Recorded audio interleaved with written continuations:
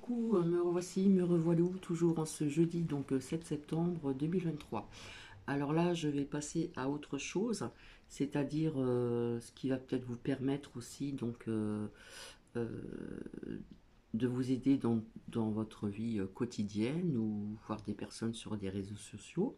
Voilà, donc c'est de l'analyse, c'est de la psychologie aussi, c'est la gestuelle, comme je vous en avais parlé une fois ou deux fois, plusieurs reprises. Donc là où je vais vous faire écouter 17 techniques secrètes pour analyser instantanément des personnes. Voilà, comment dire, ça repose un petit peu sur la psychologie, ça peut aussi, je vous avais parlé aussi de la gestuelle, hein. Voilà, ça en dit long sur beaucoup de personnes. Voilà. Donc si ça résonne en vous, tant mieux, si ça peut vous apporter quelque chose dans votre vie quotidienne surtout. Et puis si vous voyez des personnes sur des réseaux sociaux, eh bien retenez bien ce que vous allez donc écouter. Donc je vous souhaite une très bonne écoute. Lorsque nous rencontrons quelqu'un pour la première fois, nous sommes submergés d'informations. Il peut être difficile de déterminer quel type de personne il est. C'est pourquoi il est important de comprendre comment nous communiquons.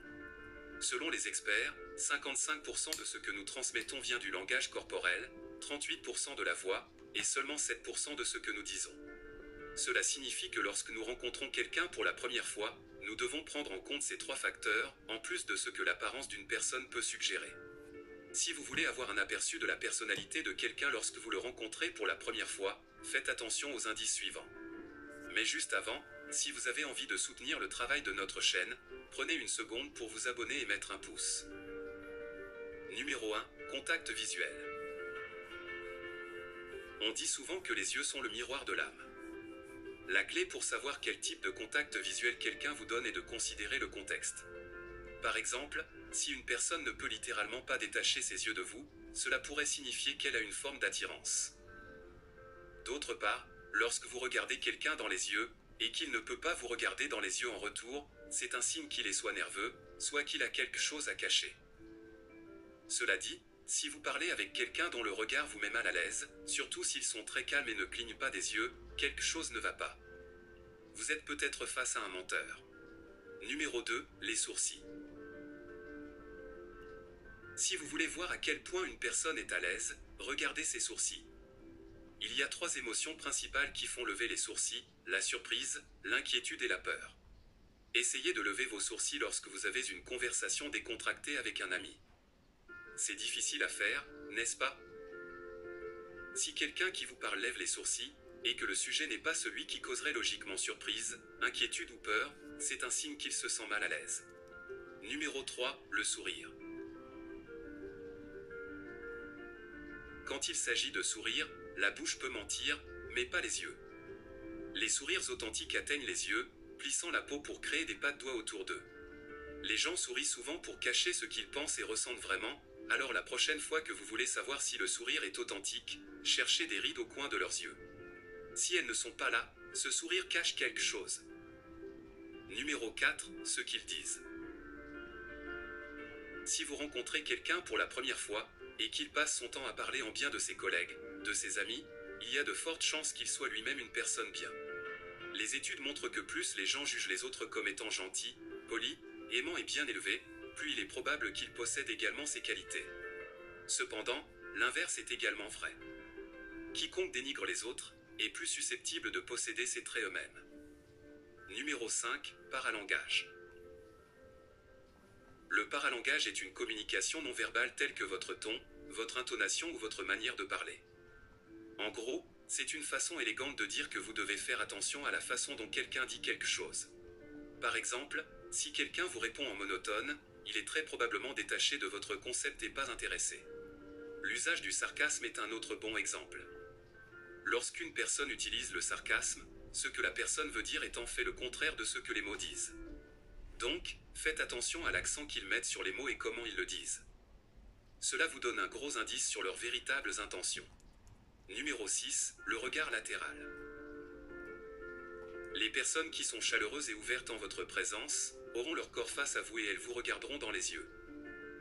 A l'inverse, Si vous venez de rencontrer quelqu'un et qu'il regarde immédiatement sur le côté, c'est un signe subconscient du langage corporel qui signifie qu'il cherche une échappatoire. Numéro 7, le hochement de tête fréquent. Hocher la tête est généralement un signe que quelqu'un est d'accord avec vous. Mais, un hochement de tête exagéré peut signaler une anxiété. Lorsque vous parlez à quelqu'un, et qu'il hoche la tête excessivement, cela signifie qu'il est préoccupé par ce que vous pensez de lui, ou que vous doutez de sa capacité à suivre vos instructions. D'autre part, les hochements de tête fréquents pourraient aussi être des gestes inconscients qui sont des signaux pour l'autre personne de se dépêcher, un peu comme lorsqu'une personne ne cesse de regarder sa montre ou touche ses clés de voiture.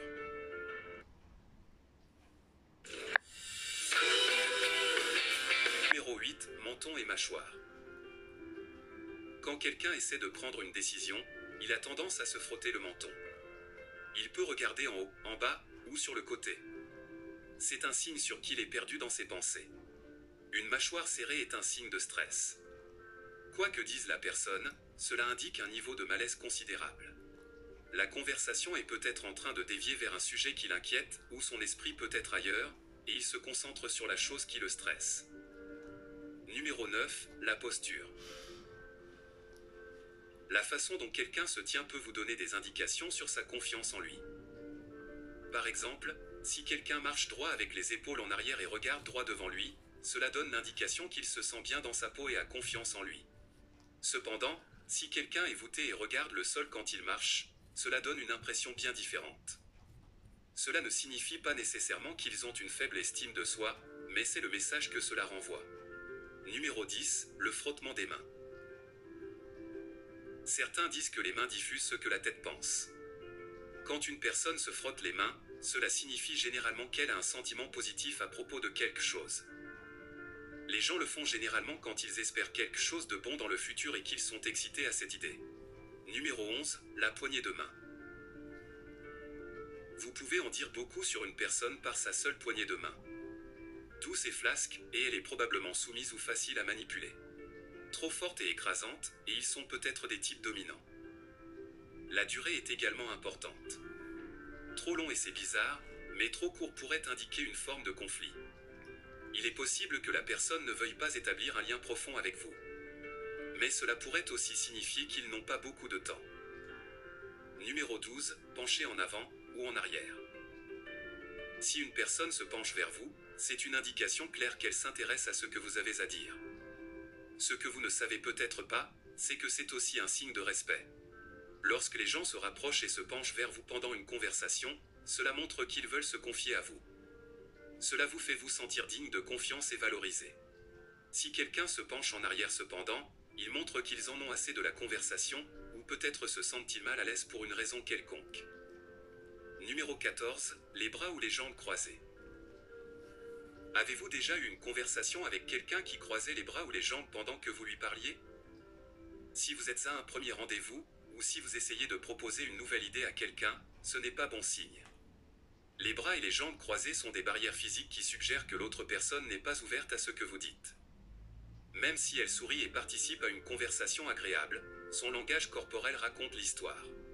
Psychologiquement, les jambes ou les bras croisés signalent qu'une personne est mentalement, émotionnellement et physiquement bloquée par ce qui est devant elle. Numéro 15, les chaussures. Les chaussures d'une personne peuvent en dire long sur sa personnalité. Apparemment, nous portons tous des jugements sur les chaussures des gens, mais les études montrent qu'ils sont assez précis. Les personnes nerveuses auront des chaussures neuves ou très propres. Les personnes aimables porteront des chaussures pratiques. Les personnes calmes auront une affinité pour les chaussures inconfortables et les personnes agressives porteront des bottines. Jetez un coup d'œil à vos propres chaussures.